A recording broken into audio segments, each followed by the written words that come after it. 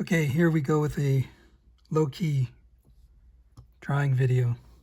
Probably low-key, it's Saturday night. I've got this 5x7 canvas board, and it's very lightly penciled in.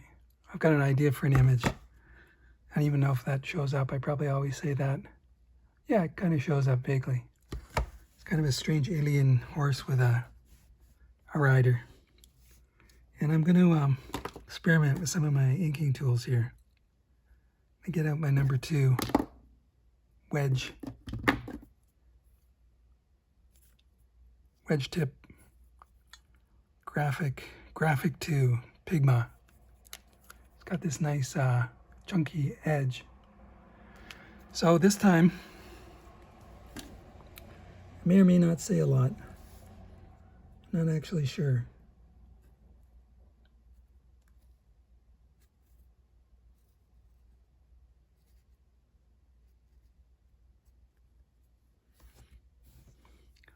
I'm actually going to save this and go for a lighter background marker, a thinner. Drawing this is a little complicated because, as I've said before on other of these experiments, I'm using this canvas board because I really like the firmness of the surface and I guess the kind of permanence. It's a little rough. This brand actually is a little rougher than the other ones I have, but anyway, I don't mind a little bit of texture.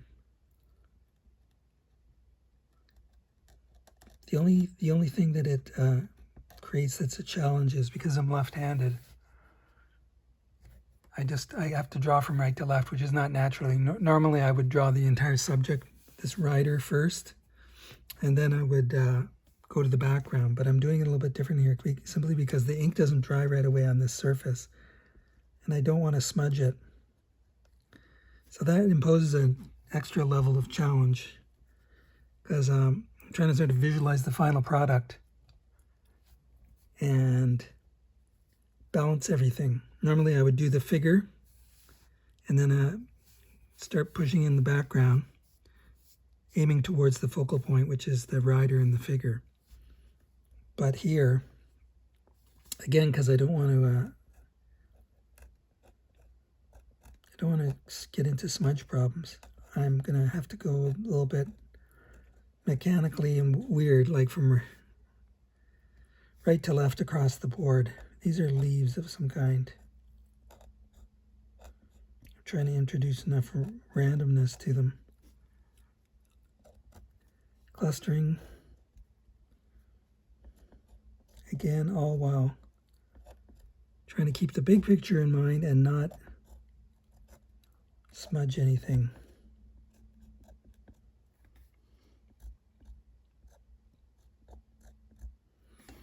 And like I teach in my other videos, I'm always thinking about not only the details, but the bigger shapes that everything's making. So like each section of leaves here is making its own shape. Now I'm leaving some of this open because I will have to go back in around probably like this, a bit cramped, to put in some darks later. So I'm leaving myself options. And gonna work around here.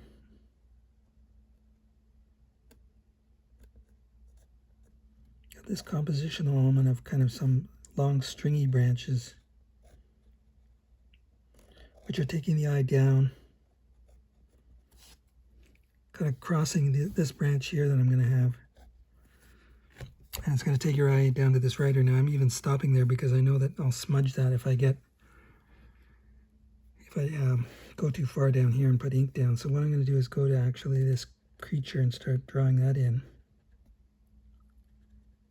I've got the basic form drawing laid in, but nothing else really.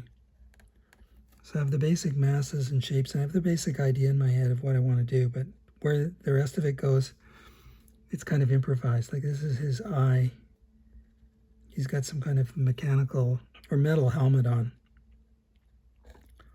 almost like a battle horse. but he's not a horse. He's a some kind of creature, like hippo-like creature maybe. Let's give his eye some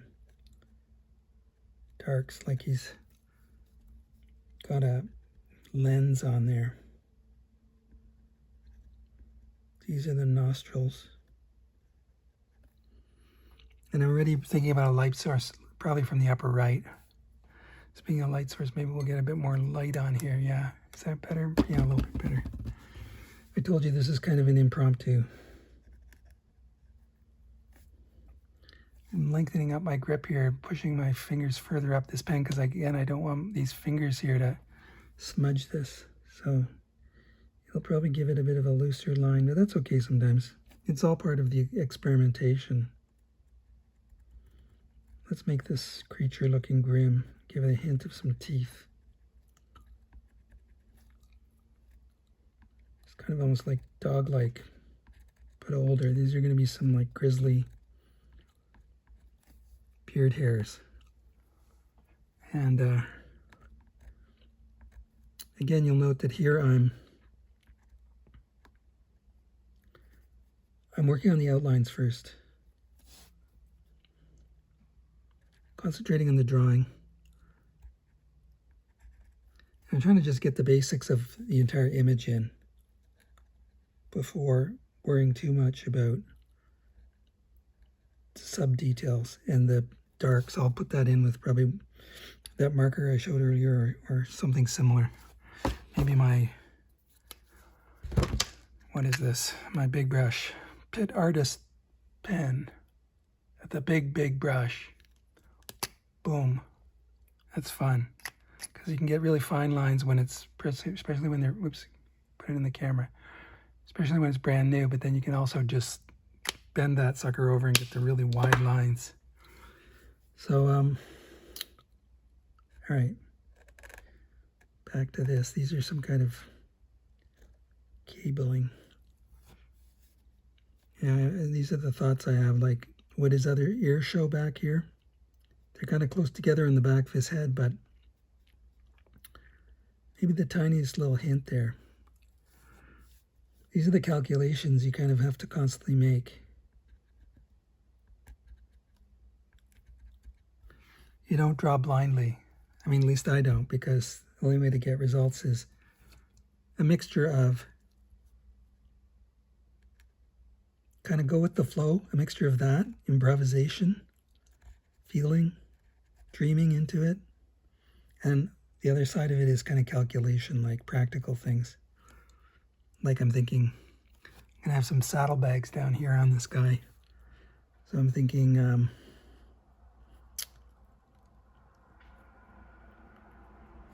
really what things I can add, things like balancing, composition, eye lines, you know, visual pathways, like I said, to focal points. I'm thinking also here of not smudging, so.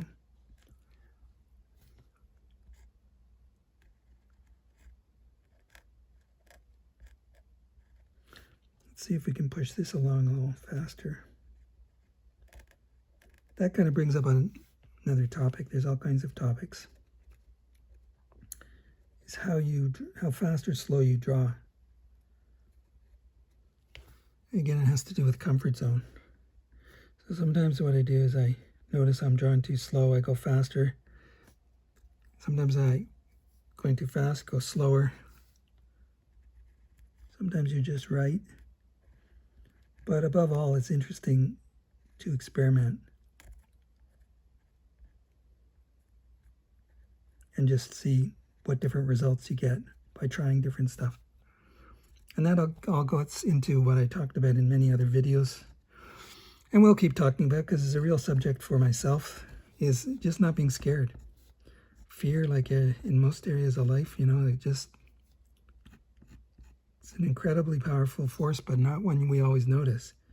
So fear can stop you, paralyze you. Fear of failure, fear of what someone might say, fear of what you might say. But if you don't care, you just go, oh, well, this is just nice quality but fairly cheap canvas board, for example, and if I mess it up, I mess it up. If I really, doesn't come out well, I'll just get another one. Putting in wood texture here on these kind of gnarly trees. And then later I will use that. If I decide to add darks in here, I'll use that for a basis of lighting. So I'm always thinking of forms here, like, is it cylindrical this way? Is it coming at you? Is it going away from you? You're thinking three-dimensionally when you do this. It's not just random lines like mindlessly. But yeah, like experimenting and improvising and just being not scared to try stuff is really the way forward. Another way you could put it is playing. Because, you look at little kids, right? They just play very freely without fear. I mean, they're just having fun, but just kind of experiment and randomly try stuff. They're not constrained, usually younger kids. Of course, if you're a parent, that can be dangerous because they might go and do something incredibly dangerous and dumb because they don't have the judgment. But I guess that's kind of a different topic, isn't it? But going back to this creature, and I'm thinking, does he need more details on his face? Well, maybe not yet. That's part of the calculation zone. Like, where do I put the details? If I put details here, will it detract from other parts of the picture? Let's put some armor on his foreleg there. Some kind of armor plate. So yeah, like where the clustering of detail goes.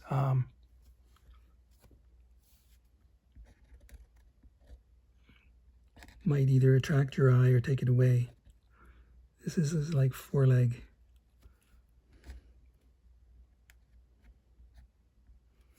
And I'm going to have him going in the kind of tall grass here. You're kind of trying to draw this rhythmically and not predictably. Probably going to leave this foreground fairly open, I think. You can do that sometimes. You want some, like I said, balance between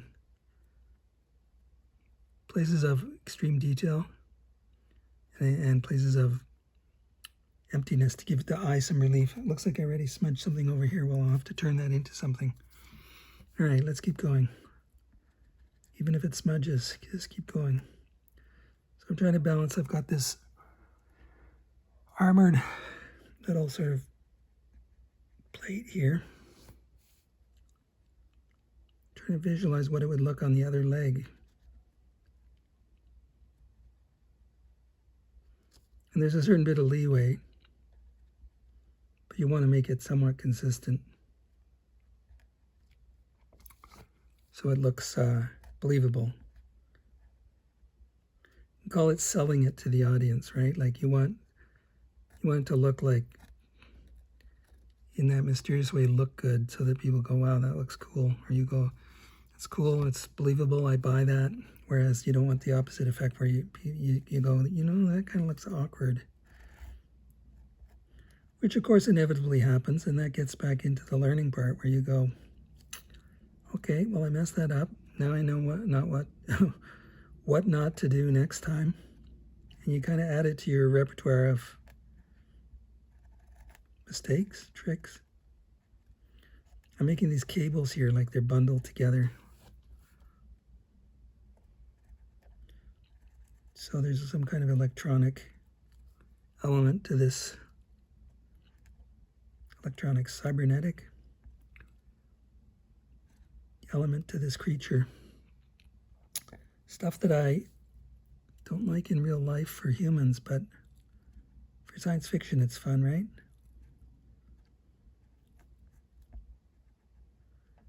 Here I'm thinking of silhouette, putting these ridges here. Thought it would make it more interesting. Let's make the implication here of a saddle that's going to go around. And I might make, like this guy has a control stick, some kind of like or some kind of control handle for this creature. Some kind of windshield there, armored thing, I don't know. And what I think I'll do is always cool is add some lights. It's got like a big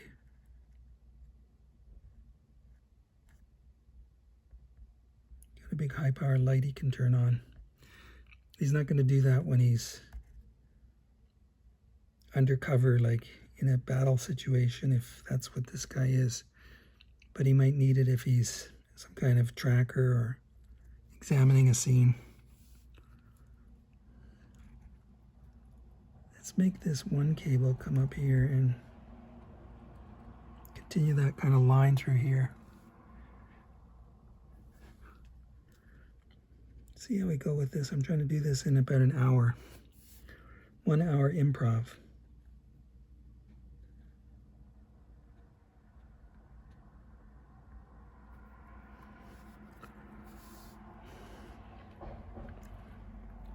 It's almost like he's got a bit in his teeth. This creature guy.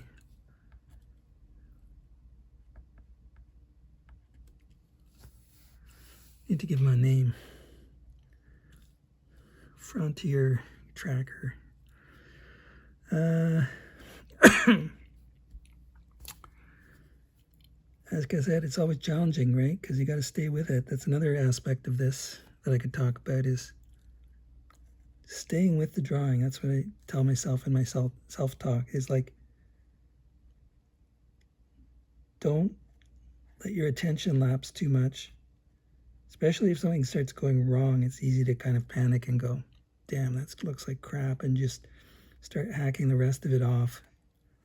Because that's when, of course, it really gets ruined. So it's exactly like performing, you know, like say live TV or something. Or I guess for people doing streaming, right? If something goes wrong, you just keep going. I suppose if it goes catastrophically wrong, you go off the air and you get a dial tone. Or you get like some kind of blank card on the television station in the old days or whatever. But I guess failing that, you just keep going and you try and make the best of whatever happened.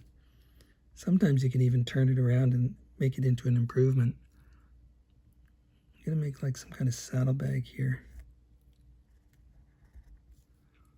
And we'll probably put something at the back.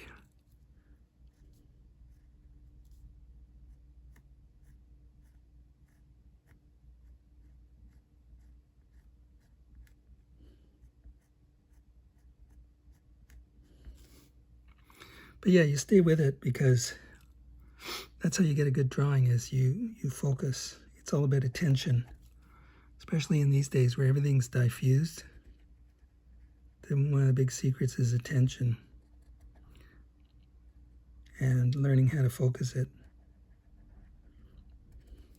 Everything in sort of, you know, social media land is the opposite really of creation. It's trying to get you to not focus, and to create you need to focus. It's trying to get you to consume. It's trying to get you to even be in a sort of a negative state where you are fighting and angry.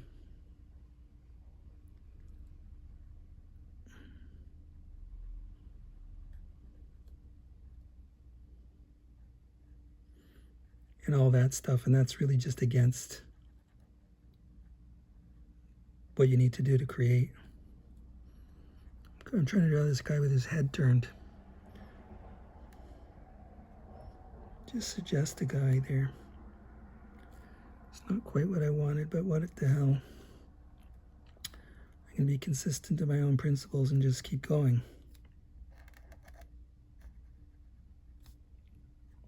Because this figure is fairly small, I'm trying to just get enough in to kind of suggest something rather than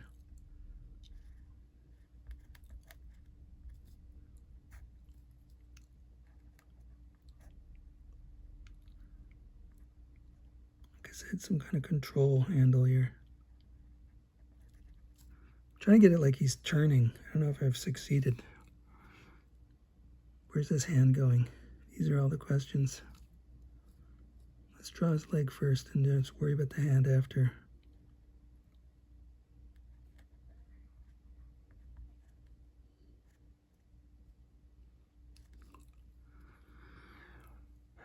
Part of this is tough because I'm working in parallax, which is like I'm behind and below over here, kind of angling in, looking at it because I'm scared of getting my big noggin head into the camera.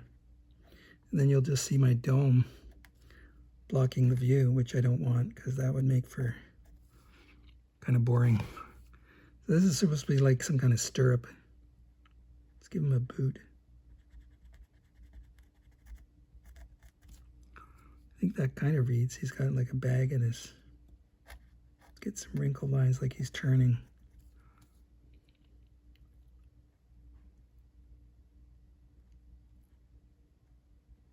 Got some kind of glove on. It's kind of good enough for now. Again, this is the it's the fun of a live improv drawing, kids. You can only go forward like a shark. If you mess it up, you just keep going. But you go, there's only one direction forward. And it sort of takes a balance between drawing all the details but keeping the big picture in mind. And hoping that it all pulls together. Whereas, you know, if you do it the usual way where you do a sketch and you refine it, it's a different workflow because you're working through layers of different problems, like from rough to final, and building it up. So here, for example, now I'm at this stage of this. I'm thinking about the back of this guy's saddle. He's got some kind of saddle thing he's sitting on. And I'm thinking about how to make it integrate with the look of the rest of this, but also be interesting and where it terminates. Like if it's a unit, that it would probably stop here and there might be like a belly strap under this creature. And what I'm thinking about here is back end. There's some kind of transceiver unit. I'm going to give him like an antenna. I always like antennas. Kids running by outside. I don't know if you guys can hear that in the video, but I've got my balcony door open on a Saturday night and got a herd of kids. Oh well, it's local color. Free local color. This is a fairly thick marker I've used here. It's, what is it, a number 8.08. So it's not my fine line look, but hopefully we can keep this working. What do I need here? Maybe some more of these cables. Like, actually, you know what I need is I need some kind of rear saddlebag, maybe.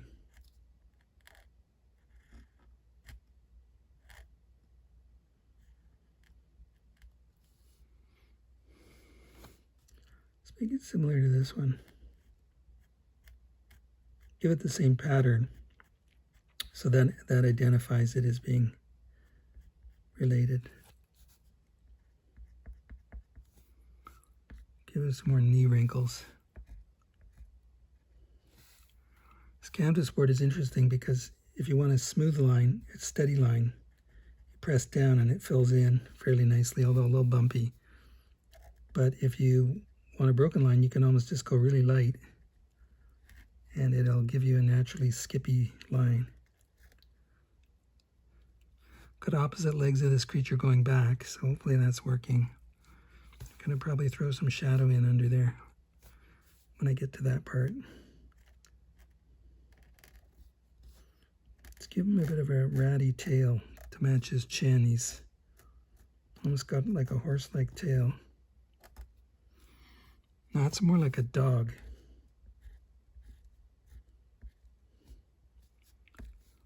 And he's almost like they're coming over this crest through this grass and he's pausing. Maybe he's heard something.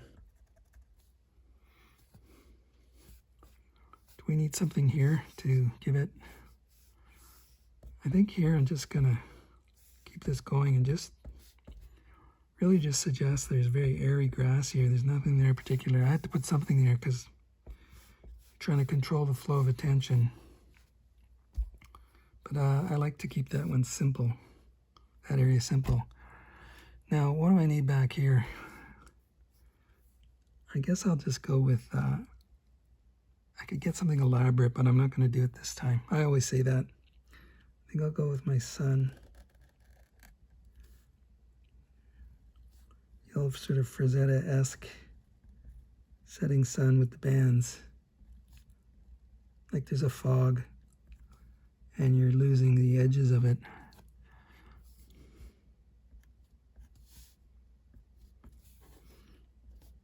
These smudges, I'm building them into the sky. And let's do some creatures flying.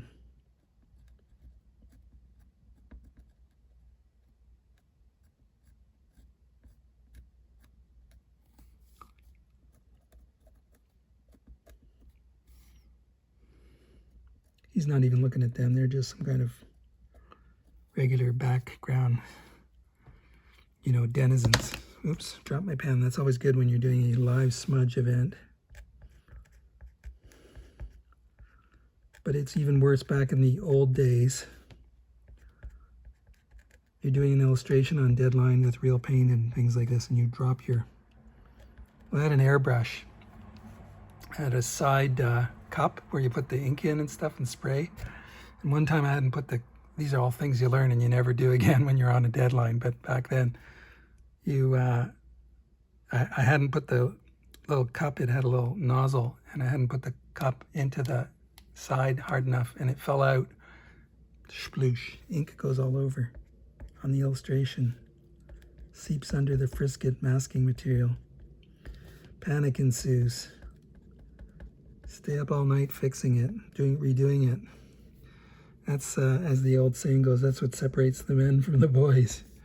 I suppose you get the same thing with digital nowadays. Like you could have some catastrophic problem and mistake and lose your file or whatever. So, but you know, the show must go on, like they say. So you'd have to just keep going. I'm using enough broken lines here to keep some life in this sucker. And you don't want to close in everything. At least I think it gives it sort of that overly mechanical look if you do that.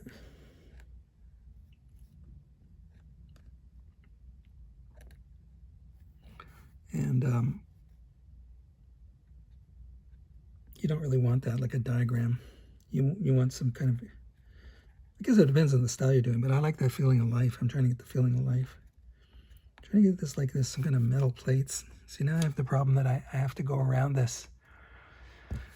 And I'll maybe zoom in a bit finally here. See, good old iPhone. Imagine the days when you didn't have these things.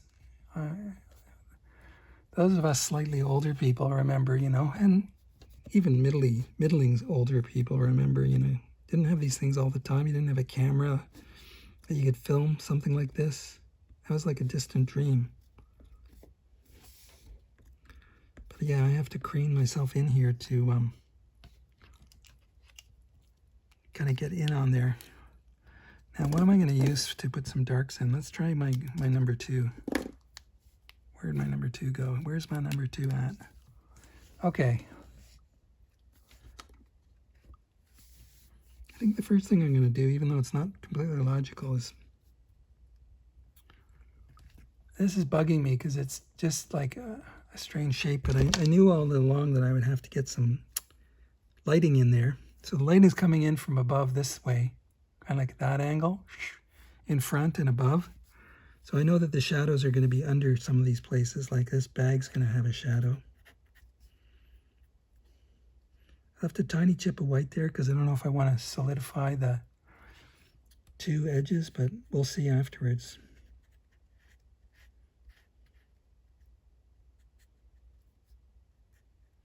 Under his knee, gets a little shadow. His leg's going back.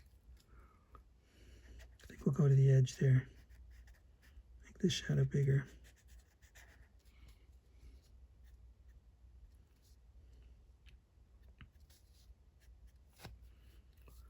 And sort of feeling it out where the shadows would be, the main ones. I'm looking for the main ones. And as ever, trying not to mess it up. Trying to be suggestive. Because I'm looking for literal places like where would the lighting go? It would be under there. But I'm also looking at each time I put different blacks in. It's like making a pattern of its own, of darks, shapes. It's making your eye go to certain places. So you have to be careful where the attention goes. Because your eye's going to go to the places where there's the most contrast between the black and white. So it's a matter of patterns, not just strict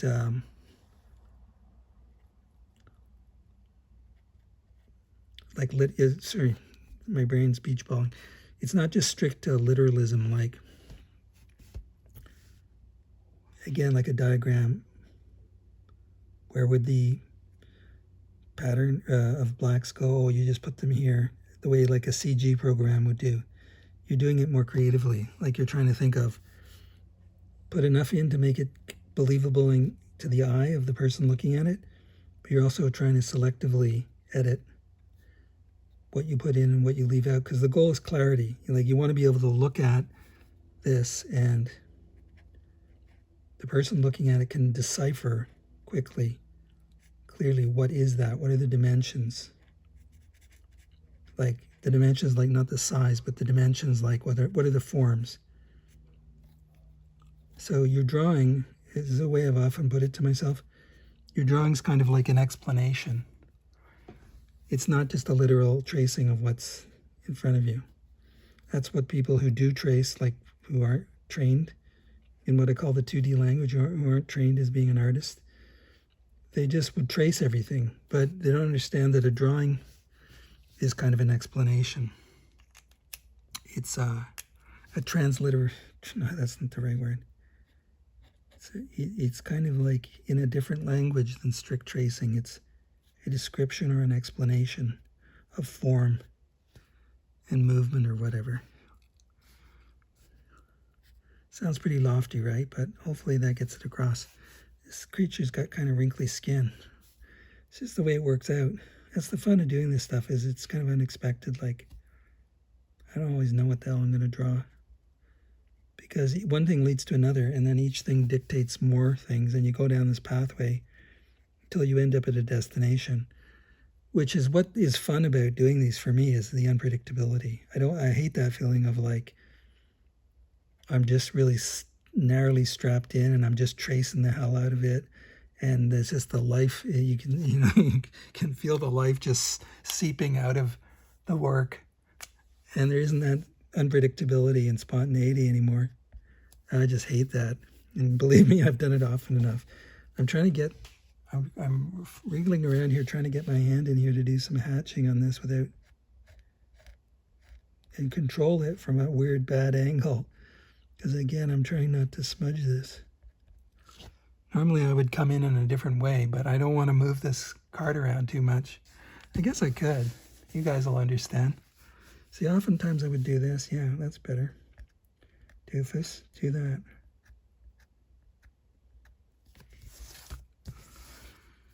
Oftentimes I would move things around like that to give it more flexibility as you're drawing. And again, see, this is about patterns. Like, see, now this is making a pattern, these hatching lines, these little groups of shape. And they have like, the way I think of it, each one has its own silhouette shape. So the different masses of it now, like, there's nothing here. But the form is turning there, so it needs some shadow. And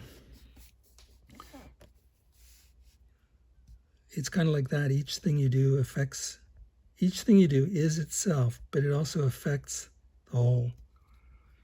So it's like it's got its own situation, but it's in a wider context. And if you look at the great illustrators, you can see that they did that, like the N.C. Wyeth, Howard Pyle, Norman Rockwell, on and on. Like, they had the particularity of each detail nailed in, but then they work beautifully as a unified whole, all the parts of an image, which is really how you have to think as you do this stuff. You are making a whole. You're not just drawing cool little details with it, with no relationship. You have to think about the relationships of each part to the other parts.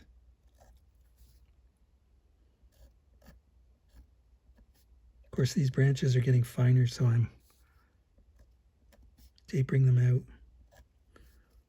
And again, I'm looking at like densities. I'm looking at empty spaces, like what to put in and keep the eye moving. And it's all straight, that line there maybe, but see, nature, you don't always have, usually you don't have dead straight lines. You're trying to keep that feeling of the life that is in nature. So you have to be really careful. But, you know, how I cheer myself up, I go, oh, it's just a sketch. It's just lines on canvas board. I can always do another if it doesn't work out. Let's get some shadowing over here. Let's get that big brush out. Wahaha. All right. It's great for doing leaves because you can just get those, each little flick is a shadowed leaf. It's real fun. These would be like the shadows.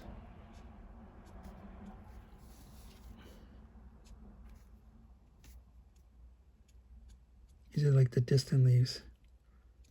Bits showing through gaps there. Again, I'm trying to balance these bits. And I'm thinking about shadows here. So here there'd be a shadow of this trunk. And I'm just kind of skipping it a bit. This brush, if you just kind of skip it a bit like that lightly and almost randomly hold it back and let it do its thing, it's going to give you that kind of random texture.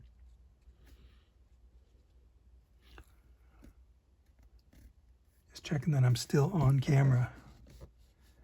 Yes, sirree. All right. You get a whole hour video of close-up. Again, I'm unnaturally cramping myself in from a different angle here because I don't want to ruin this sucker.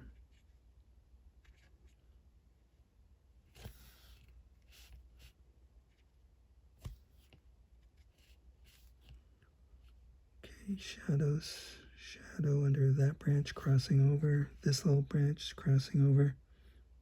This is how you have to think. You have to be kind of super neurotic. You're like living in the world of this picture, calculating, but at the same time staying loose. So it's a funny thing. You're not trying to be super super technical in the sense of like overly stiff, but you're trying to think the way the actual light would fall, like where would it fall? And then you edit from that. It's funny that little bits of this canvas board resist at places. Now I'm thinking of patterns. See how like there's different patterns? There's like sort of stripy patterns here. Then I've got a cluster of little kind of pitted things. Like I'm thinking of nature. You know, you see like rotten old tree trunks out in the woods that are got all these like different worn away weather patterns. That's nature. That's life, right? That gives you that feeling of life. I'm trying not to fill in everything too completely because that's something I have done sometimes. And it's always a struggle or challenge, is like putting in enough to make it convincing and sell it, like I said earlier, but not putting so much in that you kill it. And it's knowing when to stop, you know, because sometimes you stop too early and then you look at it the next day and you go, that needs more work. Like that is not working. And then other times you go way too overboard the other way. Trying to suggest the shadows of this branches on this tree trunk wrapping around. There's a fork there, so I put a little fork in the shadow. Hopefully that's selling it. And I'm adding a little dark along the bottom of this because I want the roundedness. Let's throw that into shadow too. I need the tiniest little bit of texture here quickly, so I'm going back to my number 08 because I have this texture over here.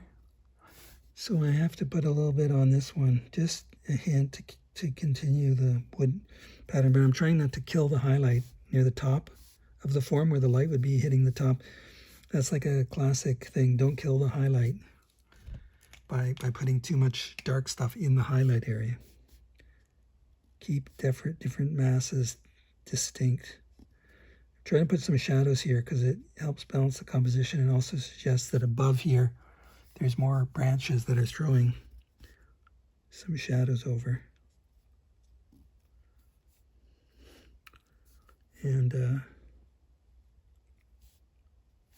keeping light on this because I don't want to clump it up too much. And also you'll note that in most places I didn't let these background lines touch the main character. So see where this trunk line is coming into this doggy man guy? I didn't let it actually touch his silhouette because if you, again, it's the thing of if you join it up too much. Let's put some rugged texture on him. Like his collar's seen better days. Almost looks like he's got pants on, so let's run with that. I'm gonna run with that. See, this is how things evolve. I didn't plan any of that. It's a bit weird. Horse pants. But let's put a seam line on here.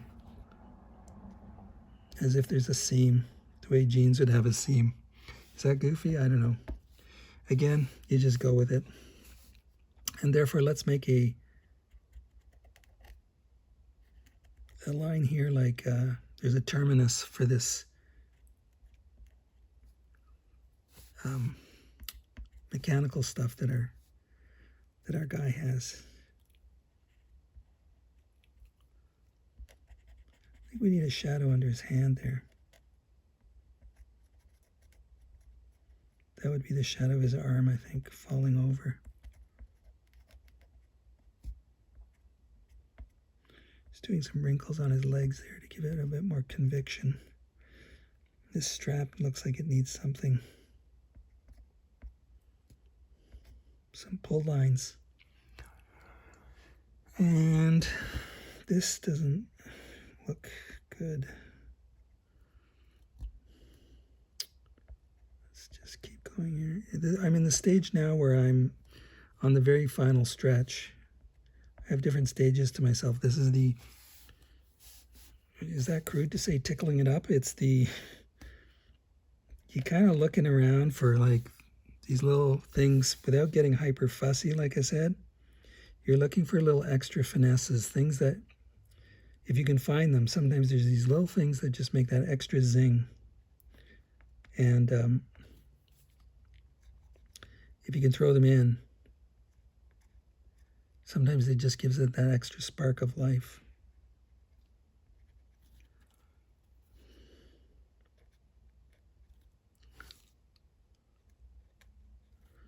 And I think we're getting close to the end. Close to the end. Did I smudge it? Not really, but don't get cocky, kid. Doesn't mean I won't. All it takes is letting these fingers dangle down into that drawing. It's high risk drawing. I think I'll put that in the cover thumbnail. High risk drawing.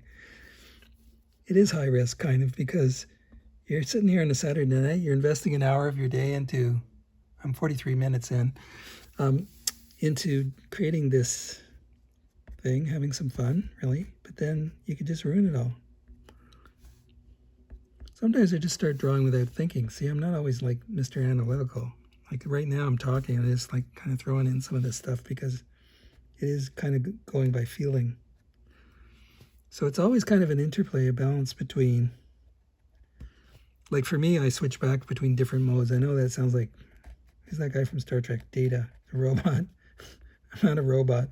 I'm just saying that you can go, once you practice doing it, you have different modes. You have a mode where you just draw, and you have a mode where you have an analytical side where you sort of step back, separate yourself from it, and just kind of go, you know, what could that use? Like, if I saw this drawing cold from someone else, what would I say? See, oh, there's a blank spot there, or that horse doesn't look convincing. He looks like he's a shaggy dog at the back, and he's got robot horse pants on. That's kind of dumb. No, I wouldn't necessarily say that. Really more I'm looking for ways to improve it and ways to balance it out. Ways to finesse it a bit. And it's just carrying this little theme of hatching through. And here I noticed that that should be touching, because you want to, sometimes you do want a clear crossing over. Now I'm making the shadow to make it clear that this line is kind of lifting a bit, this cable. So I've added a bit more shadow there. It gives it a plausible excuse to put some darks in.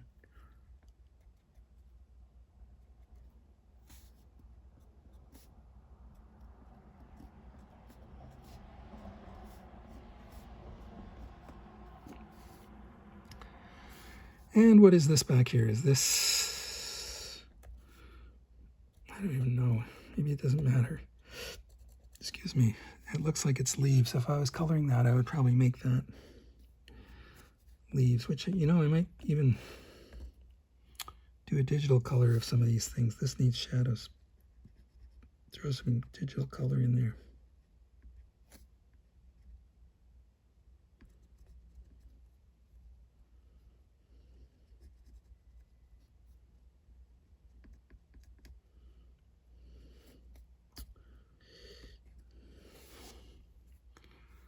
Is this clear enough?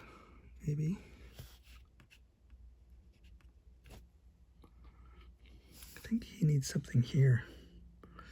He actually needed probably some kind of marking on him, but I think that's too late for that because I haven't left myself room. These are things you think of afterwards.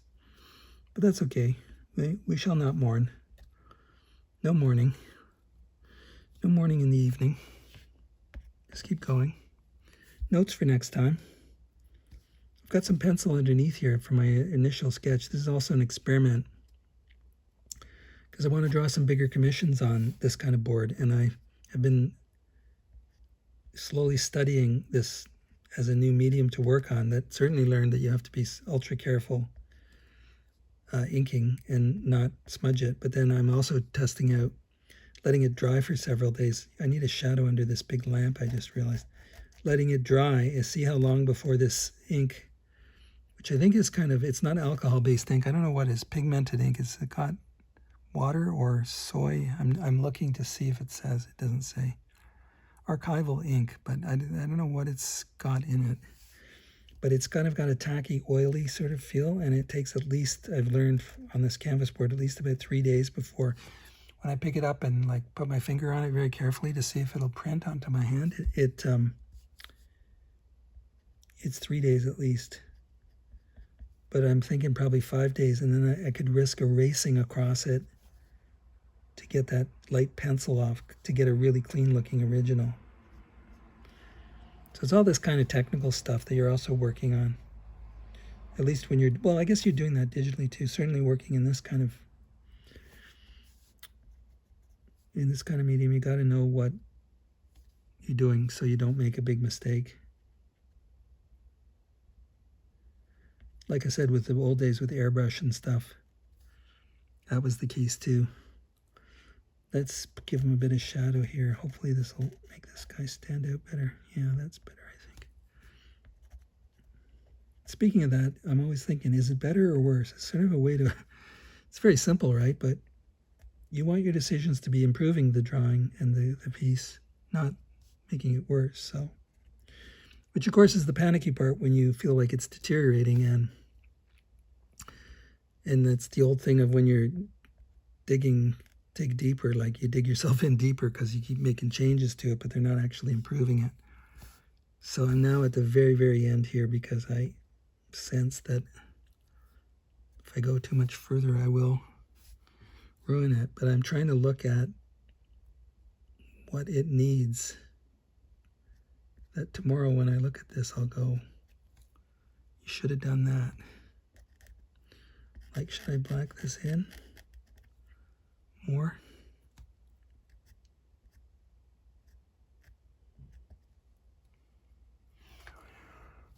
Is that not even centered?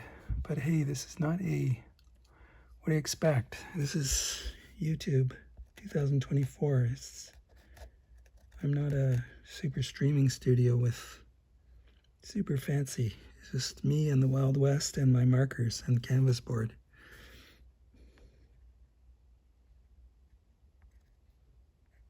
But hopefully this is useful to people. I am doing what I call draw-splaining, which is I'm trying to draw and explain the thinking process. It's really about making decisions, which every time you're making marks on the paper and you're drawing stuff, you're making decisions. Go this way, go that way, add something. And you're trying to have a good basis for that. That's the whole game, is really learning what will work. I feel like the last thing I need is at least a few hints here of this sky pattern, like the way I've got these lines kind of going across here. I feel like I need to put a bit in there to make you know that this is sky back here.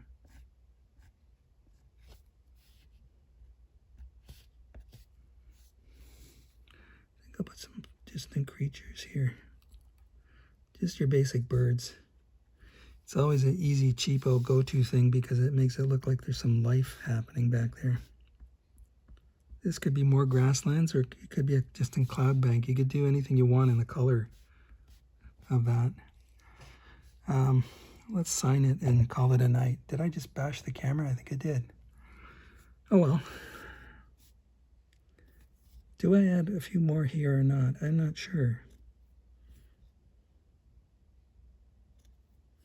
When you look at these amazing artists like Frazetta, that's really the success of their compositions, is that they're always like super balanced, and even if they're not, like even if he does wild stuff, say Frazetta, who was influenced by people like N.C. Wyeth, even if they go like completely exaggerated in the anatomy or the composition or whatever, the elements, it still sells. You go, wow, that looks great. And a lot of it, I think, has to do with the composition, like balancing it so your eye doesn't lock in the wrong places. And then you get comfort. Which is what I'm trying to go for. It's what I've always tried to learn. It's not about the details, it's about the bigger picture. Here I'm just adding a bit more dark because I want these branches to separate out from that background sky a little better. So I feel like I could get away with making that back branch a little darker.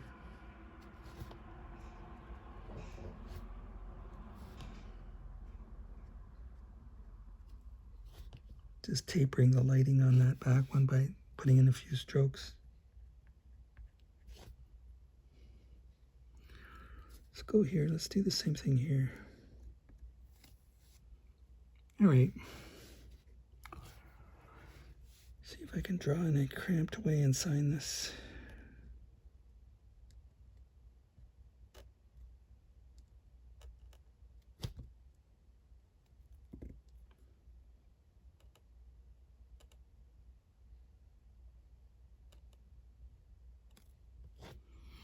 Okay, well, there you have it. As I fade out, try to get myself to stop messing around with this. I will give you the standard pitch, which is to please, if you haven't, consider subscribing. It helps me. We all say that, people that are doing YouTube channels. All at once, a million voices were crying, subscribe. But I am adding my voice to that. So if you can comment, subscribe, even share this on social media, it all helps. Then I can do more. I'll probably do more anyway, but it helps me keep this channel growing and record more of these. So there you go. I need a teacher to yell at me, markers down. Remember in school, you'd be doing your exam or something and you'd be like exhausted and you'd been studying all night and you'd run and go, at least I did, and you'd get up at, like, go to bed at 4 in the morning in high school for the high school exams. And so I'm still scarred. And then you get up in the morning and go to school. You do the exam, you're exhausted, you're hoping you did well. Back then, it seemed also important. And the teacher would yell, pencils down, you. Kowalski, stop drawing. No, stop drawing. You're drawing during the exam? No, stop writing. They come and grab it from you. Anyway, I won't do that to you. I'm just rambling. There you go. Thank you for watching 55 minutes and a half of creature creation. See you next time.